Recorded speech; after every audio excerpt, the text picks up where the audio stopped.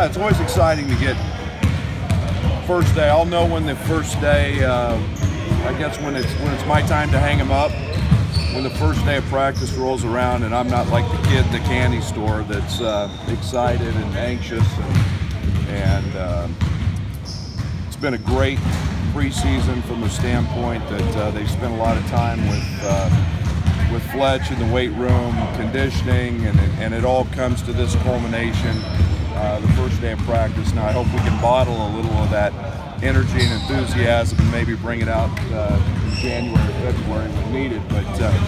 But Fletch did an unbelievable job getting these guys in a good place, and we have 2 hours a week with them. We've got some basic things in that we've started.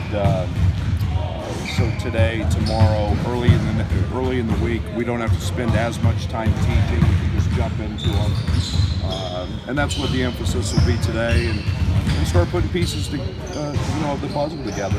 And there's still some figuring out to do. Still learning different parts of the team. DeMonte, coming back and being a part of what we're doing. He's still not 100%, but he's close. And he was very impressive last week. And we'll be without LaRon a few days. He's not doing live stuff, doing dummy stuff with us, coming off his elbow surgery. So it gives other guys opportunities to get a lot of reps, but we're still trying to figure some things out, but that's what practice is for. We've got 42 days from the first game and 30 practices to get everybody dialed in, and we'll do that. When I talked to Kipper the other day, he said you're going to see a treadmill over in the corner of the gym, and I see a treadmill over in the corner of the gym. What's the purpose of the treadmill? It's, you know what it is. It's a teaching tool, and I refer to it as that. It's no more than that. It's a friendly reminder sometimes that we emphasize rebounding or whatever our emphasis is of the day, and we just send guys over and they get a quick little sprint and then they're back in practice. And it's probably added 10 years to my coaching life. That way I don't have to scream and argue with guys. We just go to treadmill and we just say treadmill, and it keeps Fletch busy during practice. Brad, when you saw Lamont named in that report the other day, just what was your reaction immediately? Well, I issued a statement earlier in the week about that, and there's nothing more I'm going to say at this time about that. And we're here to start practice and move on, and that's I think my statement said enough. In the bigger picture, maybe what are your thoughts on maybe how this will change college basketball? The reality of it maybe, and also just perception-wise? Well, I think your guess is probably as good as mine. I think there's I think some things that happened and surprised people, but I don't know. I think there's things come to light that maybe surprised everybody. There's some coaches who have said this is kind of a good day for college basketball. They'll rein in some of this stuff. Do you feel that way, or do I think we've got the greatest sport in college basketball. I think we're part of one of the greatest events in all of sporting events in the NCAA tournament. I think that there's problems or perceived problems in a lot of different sports or whatever we are. But I still think we've got the greatest sport going, and maybe there's a speed bump along the way and some changes need to occur, but this is one of those moments. But basketball is strong, and these athletes out here are showing up not just in our university, but every university, and they're working their tail off to have a great season. And I think that's what the focus in this gym is on, and we'll see where the rest of it goes. What are things that you can do? Primarily assistant coaches that were named. Do you feel like head coaches have to do something different? Initiate a different approach? No, like I said, I'm not gonna comment on get into what everybody else as a head coach does, but there's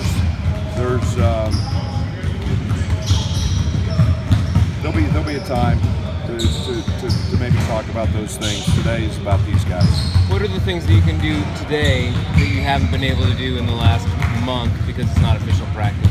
A lot. I think one of the biggest things is you can start putting things together because we've never gone over an hour. So now you can start putting concepts together back to back to back because you have time to do that. You can intermingle a little more detail. We haven't done as much teaching. I'm a whole part whole teacher. So I show them the whole. We've done a lot of that. Then we've shown them the basic ways we're going to teach it once we get into practice, and we'll get back to the whole at the end. And that's something that through segments of practice and the structure of our practice that we can get to, where as in an hour workout you can't do that. You just basically show them and then you try to keep it upbeat to keep some repetition. And that's another thing that'll be a big change for these guys. We'll go 3 hours today. Just the tempo and the pace of practice will be, and the length of it will be much different. What point between now and the middle of March do you think the team will have your full system implemented and understood? 2019. Okay. No, I can't say. Everybody's different, and they're becoming more familiar with the concepts offensively. Defensively, they have a foundation. The previous staff had done some things that conceptually were sound. So now getting them to be much more aggressive is my challenge. We play too conservative on both ends of the court, and we've done that through preseason. We're working hard to get them to be more aggressive, and that'll come. Is your mindset that you're going to compete and actually challenge the Big Ten? I don't know what rebuild means. I don't. If I go out here with the mindset and tell these guys that we're rebuilding, they're not going to give me their best. We're going out here to compete every day. I walk on the court every single day with the idea of Southern is our first game, and we're trying to figure out how to beat them.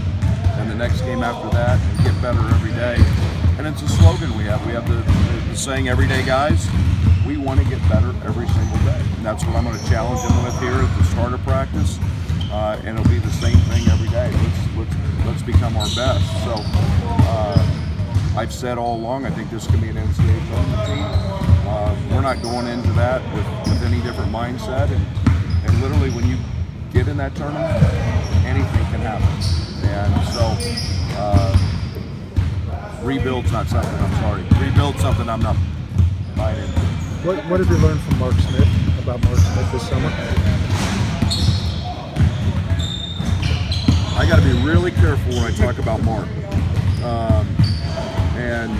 I've said this, and I'll say this. I've said this privately, and I'll say it publicly.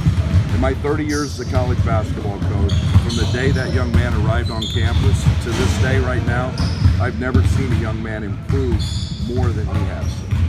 And we all know that he was Mr. Basketball in the state. He's got big shoulders. I think he can handle that, and he wants that pressure. He wants that expectation, so to speak, put on him. And I'm not a big expectation guy. I think concentrating on one sport. I think having the opportunity to be in the gym every single day. I think finding out that he can't eat French fries.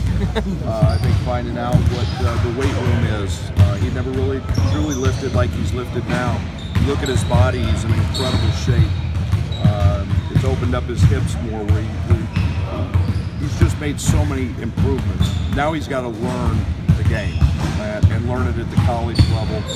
And I think once that he's got a great grasp of that. Does he seem more like a 1 or a 2 right now? You don't do 1s and 2s. He really seems like a really good player that can play either. And I think his ability, he's got to grow. He's got to learn to play in ball screens more, understanding that it's not a 6'4" high school center that's hedging or helping, that it's going to be a 6'9" or 6'10" potential athlete shot blocker that he's got to learn to make those reads, learn where, how teams scout him, That'll be drastically different than what he's seen at the high school level. That's the mental part, and he spends a ton of time in film. He lives and dies basketball, and his commitment level has been really what's impressed me the most. Brad, crunch time and recruiting, just where are you guys at and how important are these upcoming weeks? I feel great. I like where we're at. I've got a staff that's done an incredible job, positioned us in a great place. It's we've got guys that are on visits and doing things, and I think that's always makes a coach a little antsy. But we've got a great university to sell. We've got a great facility here, a great facility across the street, and a program that's on the uptick, and I think that's been appealing to a lot of these guys. Apart from your official visitor, who are all the people here that you've invited to see practice today? A lot of high school coaches coming in.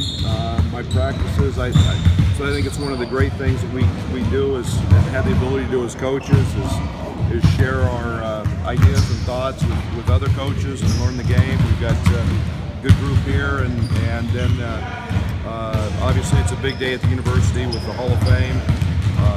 We've got a couple in basketball guys, obviously, that are done incredible things, not just here at the university, but in the basketball world. Manny has obviously went into the Naismith Hall of Fame. We were there a couple of weeks ago. Jerry Colangelo obviously is probably the most important and powerful person in USA basketball, and to have them around and here and part of the Illini family is very special. So we've got a lot of great visitors today, and that's fun, and it gives our guys a great opportunity to practice and enjoy the moment. While you were answering that question, Matisse was not missing any mid-range jumpers just over your shoulder. Talk about what he brings to the team. Just that. Matisse is good. I think he's had to acclimate to American food, being in the United States, to Fletch. I don't know what he and Fletch's relationship is at that point. It may be a little rocky at times, but he's grown. He's done a great job. He's very skilled, and for him it's just a matter of getting acclimated, like it is for any of the freshmen. Do you feel like you're able to get him and Mark and All-Star more up to speed since they didn't get here till August? Yeah, that's helped. I mean, we've had to speed that process up and spend extra time, just in terms of communicating with them. But again, we've kept it pretty basic with all of our guys, so it's not that they're real far behind in anything that we did. Kipper talked about. Got to wrap up here.